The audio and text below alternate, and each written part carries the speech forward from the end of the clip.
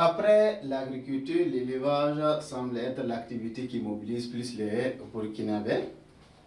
Et souvent même on fait une confusion entre agriculteurs et éleveurs, qui est agriculteur, qui est éleveur, ou bien sont des agro-pasteurs, si on peut les qualifier ainsi. Donc les caractéristiques de l'agriculture, de l'élevage du moins. L'élevage également au Burkina Faso, on a deux formes d'élevage. Il y a l'élevage traditionnel, l'élevage traditionnel et il y a l'élevage moderne. Et l'élevage moderne.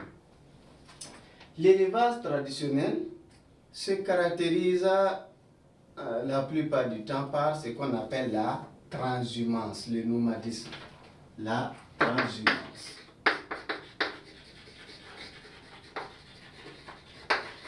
La transhumance, c'est quoi? La transhumance, c'est le déplacement cyclique des troupeaux ou bien des éleveurs à la recherche de pâturage et de points d'eau pour leurs troupeaux. Donc, c'est ce qu'on appelle la transhumance. On se déplace en fonction de l'état du pâturage, mais également de l'existence des points d'eau. Donc, il n'y a pas un lieu fixe pour rester et pratiquer son élevage.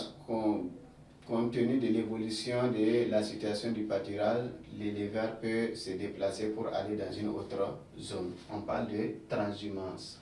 Il y a également l'élevage de type sédentaire, pratiqué dans les villages par des éleveurs, mais également des agriculteurs, ce qu'on peut qualifier d'agro-pasteurs.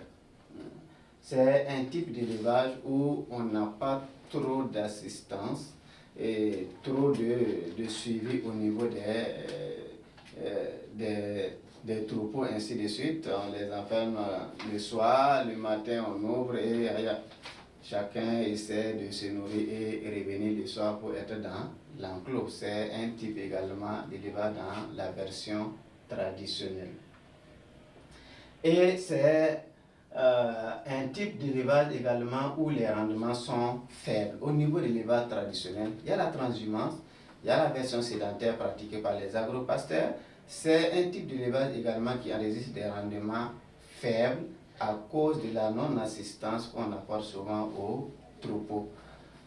Et c'est un type d'élevage également pratiqué par des acteurs qui n'ont pas connu de formation dans le domaine de l'élevage. Donc on peut les qualifier d'acteurs majoritairement analphabètes.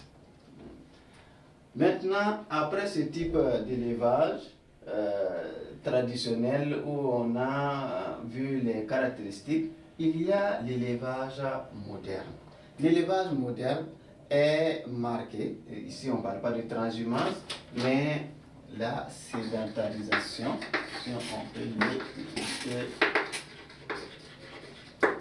la sédentarisation, on reste sur place. Il y a également l'embouche.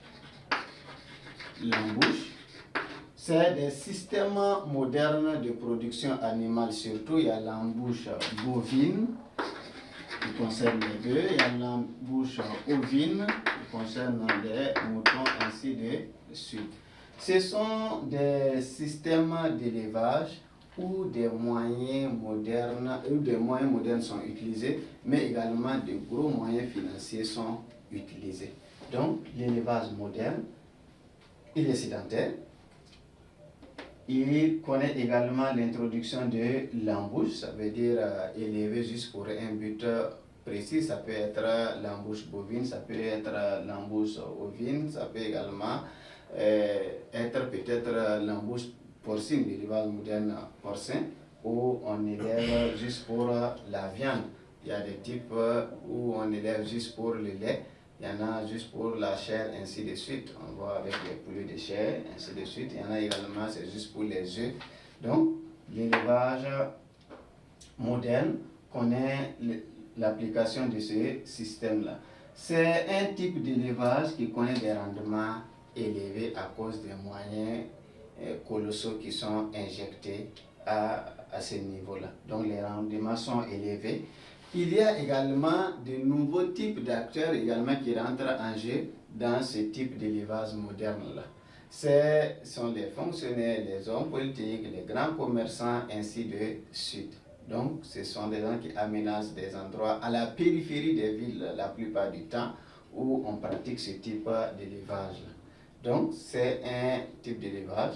Les moyens sont modernes, les acteurs connaissent connaissent beaucoup même, pas dire un peu l'élevage.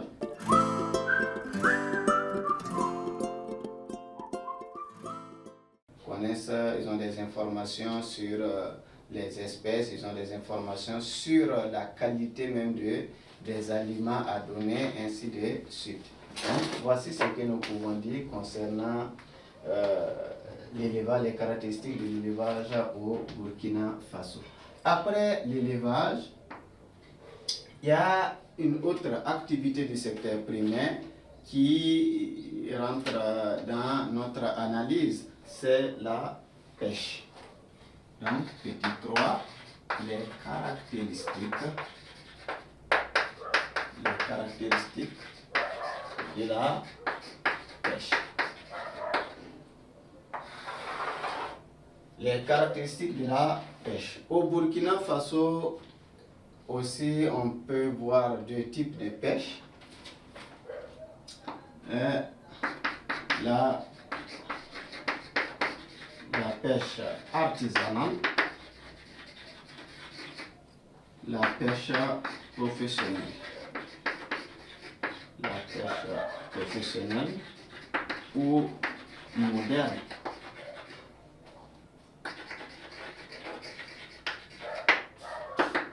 La pêche artisanale, c'est le type de pêche qui est pratiqué sur la plupart des retenues d'eau au Burkina Faso, et cela à l'aide de pirogues, et également les acteurs ne sont pas peut-être des professionnels de la pêche, ce sont plus des amateurs et la production est faible à ce niveau, donc les rendements sont faibles au niveau de la pêche artisanale. Au niveau de la pêche professionnelle, c'est un type de pêche qui est pratiqué sur de grandes retenues d'eau comme Kompienga, comme Samandini, comme Zigan, ainsi de suite. Donc, Bagré, ce sont des grandes retenues d'eau où la pêche professionnelle est pratiquée. Les rendements sont élevés et les acteurs qui interviennent à ce niveau-là sont des professionnels, sont des gens qui maîtrisent le domaine, ne sont pas des amateurs. Maintenant, au niveau de la pêche artisanale, aussi, on a des types de pratiques.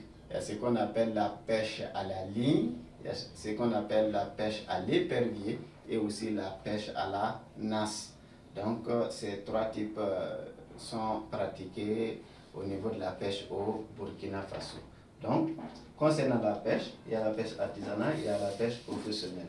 La pêche artisanale, les rendements sont faibles, pratiqués par des amateurs et également sur la plupart des retenues d'eau à l'aide de pirogues, et aussi connaissent l'application de plusieurs types de systèmes de pêche, la pêche à l'épervier, la pêche à la ligne, la pêche à la nasse. Au niveau de la pêche professionnelle ou moderne, on a plus des moyens modernes qui sont utilisés, même les filets utilisés pour la pêche respectent les normes, et les acteurs sont des professionnels, et c'est un type de pêche également où les rendements sont élevés. Voici ce que nous pouvons dire au niveau de la pêche professionnelle. C'est le type de pêche qui alimente également les grands centres urbains en poissons. Donc voici l'essentiel de ce que nous pouvons dire concernant les caractéristiques des activités du secteur primaire. L'agriculture, l'élevage, mais aussi la pêche. Donc c'est le grand point, comme ça, à travers ces sous-points, ces trois sous-points, les caractéristiques de l'agriculture, les caractéristiques de l'élevage, mais aussi les caractéristiques de la pêche. Et le second grand point à aborder, c'est L'apport du secteur primaire dans l'économie nationale.